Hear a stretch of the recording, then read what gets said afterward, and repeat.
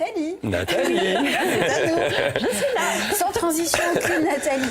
Un pain sans gluten cuit à la vapeur. Alors, est-ce qu'on regarde votre petite vidéo pour Allez, on va la regarder. Déjà ce qui se passe? Alors, je suppose qu'on mélange plein de farine. Évidemment, toujours 4 farines.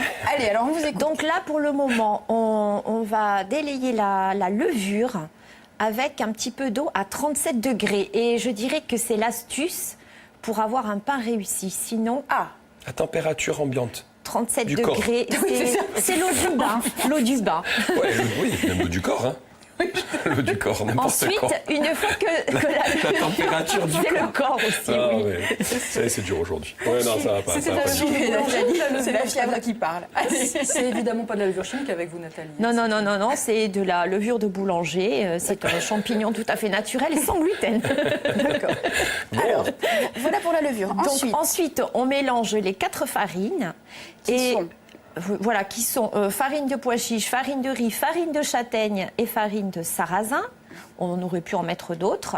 Un petit peu de sel. Là, on a rajouté des graines de tournesol. Et ensuite, vous voyez, ça fait une texture, une pâte assez liquide qu'on met dans un moule à cake. Là, alors j'aime bien la faire lever dans le four fermé, même s'il n'est pas allumé.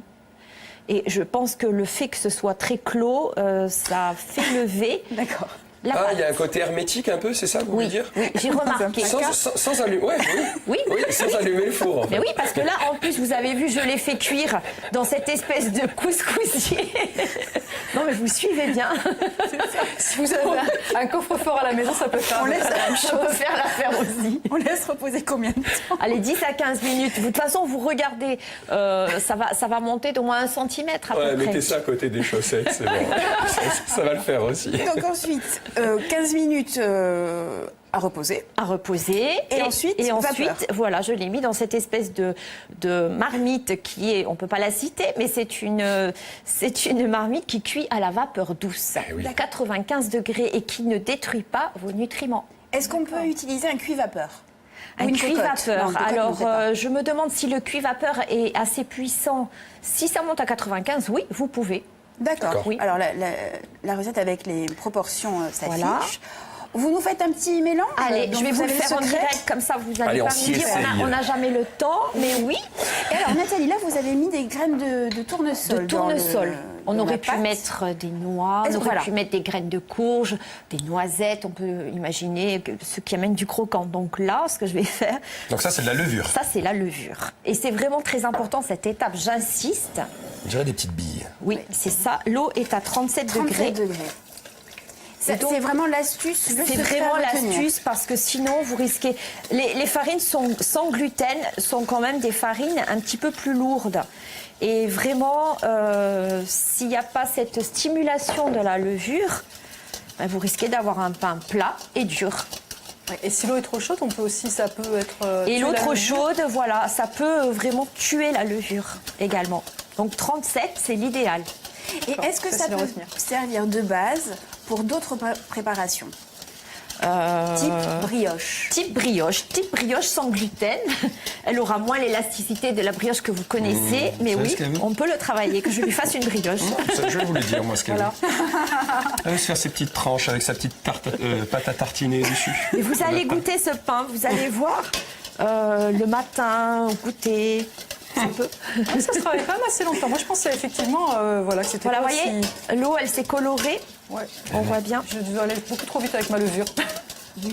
Oui, et ça, c'est très important. Ça monte, là, hein? Oh, là, et ça donc, monte du coup, pas, là... ça mousse. Donc là, maintenant, on va mettre la farine de pois chiche. Je parlais de la fièvre. On verse tout indifféremment. Voilà. En fait, le pain sans gluten n'a pas de nécessité d'être pétri.